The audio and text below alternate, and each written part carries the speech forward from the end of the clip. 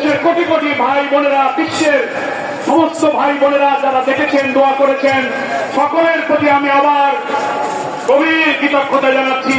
সবার শেষ করার সেই দোয়া কাফারাতুল মাজলিস আমরা আদায় করি। সুবহানাকা আল্লাহুম্মা ওয়া বিহামদিক আশহাদু আল লা ইলাহা ইল্লা আনতা আস্তাগফিরুকা ওয়া আতুবু ইলাইক।